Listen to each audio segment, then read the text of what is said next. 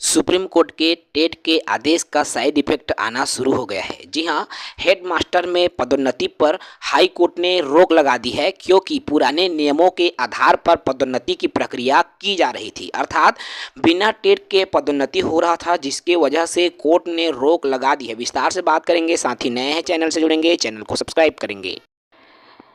TET को लेकर बड़ी अपडेट निकल कर आ रही है। टेट इफेक्ट ब्रेकिंग, हेडमास्टर पदोन्नति पर हाई कोर्ट ने लगाई रोक। पुराने नियम के आधार पर जारी आदेश पर सवाल उठाया गया है।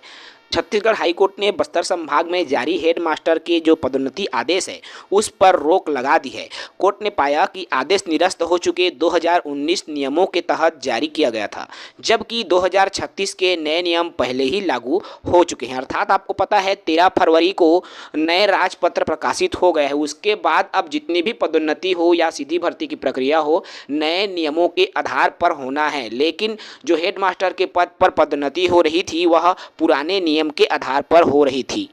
तो छत्तीसगढ़ हाई कोर्ट ने बस्तर संभाग में जारी हेडमास्टर पदोन्नति से जुड़े आदेश पर हस्तक्षेप करते हुए उसके क्रियान्वयन पर तत्काल प्रभाव से रोक लगा दी है, स्टे लगा दी है।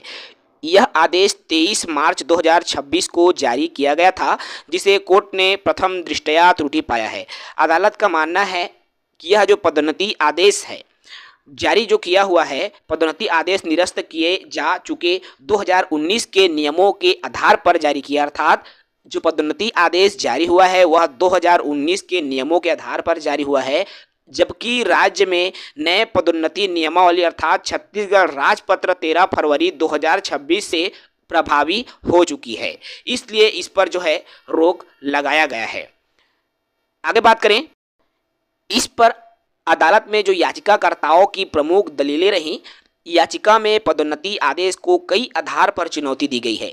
याचिकाकर्ताओं का कहना है कि यदि आदेश कानून रूप से अमान्य है, यह आदेश कानूनी रूप से अमान्य है, क्योंकि इसे ऐसे नियमों के तहत जारी किया गया जो पहले ही निरस्त हो चुके हैं।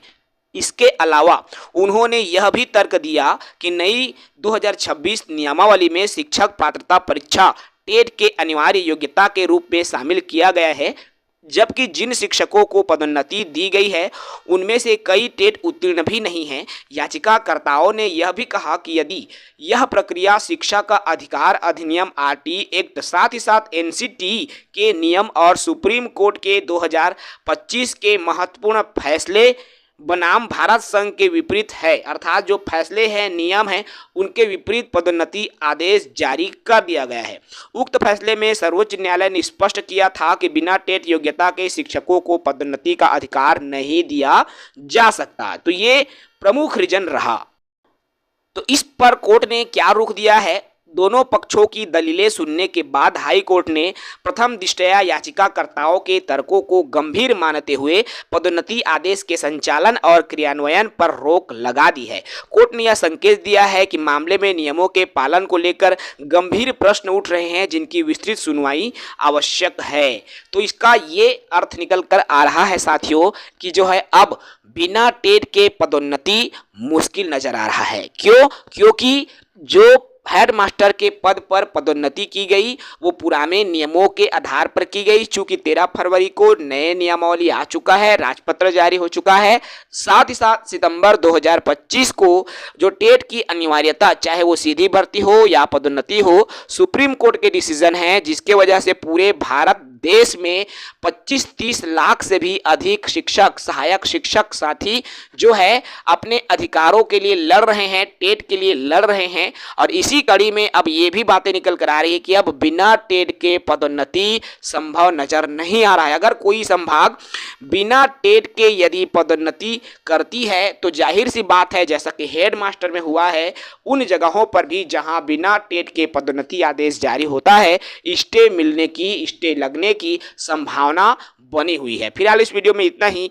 आपके इस पर क्या विचार है नीचे आप कमेंट कर सकते हैं। जय हिंद।